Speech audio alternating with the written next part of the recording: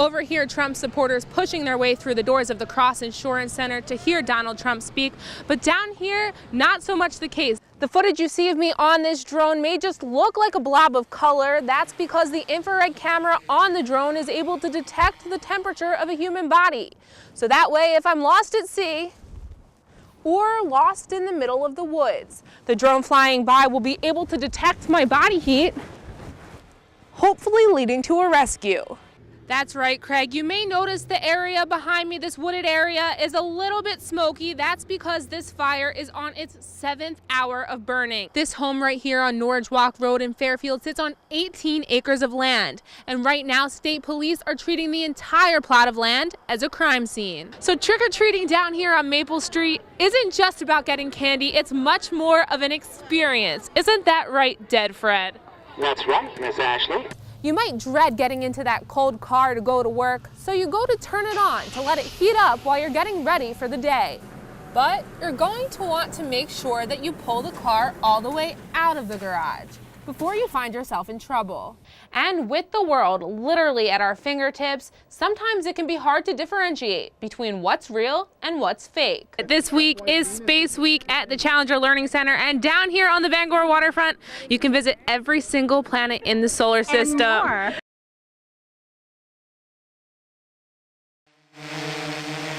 What's all the buzz about? This gadget, once a best-selling toy, taking a turn that many never saw coming. You read almost daily of an agency or two that have used a drone successfully in their line of work. Drones. Powering up to assist law enforcement and emergency management agencies in their day-to-day endeavors. We noticed they didn't have life jackets on. It was July 2015 when 2 young boys got stuck in the middle of the raging Mechanic Falls River. And thanks to the use of Chief Roma's personal drone, saving them became a lot easier. I thought there'd be an opportunity to use that to get a tagline out to these 2 individuals so that they could pull life jackets out to them. Fast forward 2 years later, and the sky is the limit. Time is of the essence usually when you're talking about someone lost. Down East Emergency Medicine Institute was one of the first organizations in the state to adopt the use of drones in their searches for missing people. Drones allowing them to search in any weather condition at any time of day. We can go looking in the evening time with a infrared camera. The footage you see of me on this drone may just look like a blob of color. That's because the infrared camera on the drone is able to detect the temperature of a human body. So that way, if I'm lost at sea or lost in the middle of the woods, the drone flying by will be able to detect my body heat, hopefully leading to a rescue. The drone can also help lead the ground search parties directly to the victim. Many major cities have invested in drones of their own, and both Appleby and Roma believe it's something that is just beginning to take off. The applications are pretty much only limited by common sense and your imagination. I'm Ashley Paul, reporting for ABC 7 and Fox 22. Hi. It's 7:30 on a Thursday night in the Brogdon household. You too. Mom, Erin, gets home from a busy day on the job as a nurse and spends a few valuable hours with her husband and 4 kids before bedtime. The pressure of choosing the right apple. Yes, it's very frustrating. This Old Town family finishing the week as they would any other, but the start of the week was anything but typical.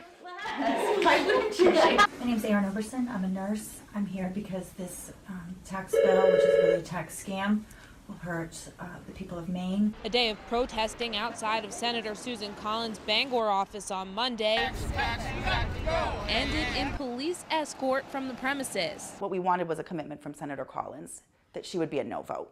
A no vote, something that Senator Collins is very familiar with. I've had protests from the far left and from the far right. But this time, when the Senate tax plan was on the line, Collins felt the right answer was yes. Senate Finance Committee over the past 7 years has had 70 hearings looking at tax reform. But Erin and 4 other union workers disagree with that vote and felt the best way to get the senator's attention was to stage a sit-in at her office. Most of the people in the state are not one percenters. We're not rich. Erin tells us she knew arrest was a possibility, but it wasn't at the forefront of her mind. And her husband wasn't concerned about it either.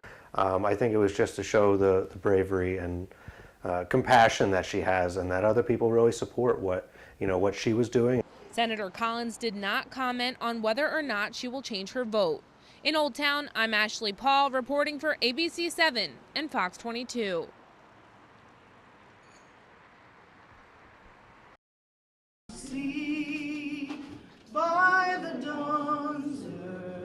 Going to war is never easy. Whether you support the war or not, you have to support the men and women that are over there fighting it. They are Americans, first and foremost. But there are thousands of men and women in this country who have shown bravery and courage, going to ultimate lengths to fight for our country. It becomes very meaningful and sometimes emotional for people. Well, dozens of veterans were welcomed home to America Thursday night at the University of Maine at Augusta. The only problem is the thank yous are about 5 decades late. They weren't too happy about the whole thing. Of course, nobody was. Nobody loved it. And I can't even imagine what it was like to come back from Vietnam, to be spit on, to be ashamed to wear a uniform, to not even want to tell people about your service.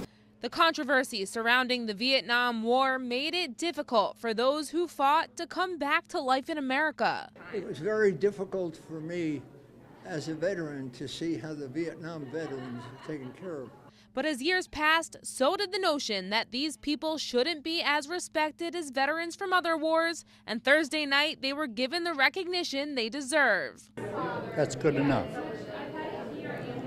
That takes care of the whole thing. And what makes this even more sentimental is the exhibit surrounding the ceremony known as the Vietnam Graffiti Project. The walls of the auditorium lined with artwork drawn by the vets during their time in war. It's a fact that a lot of those that made that artwork didn't get back. So it's important to have it available, important to have it known. For heroes like Blomquist, the ceremony was about honoring his fallen brothers, but those in attendance made it clear that all veterans, including those alive today, deserve to be acknowledged. It's a sign of gratitude. In Augusta, I'm Ashley Paul reporting for ABC 7 and Fox 22. Thank you very much. Thank you.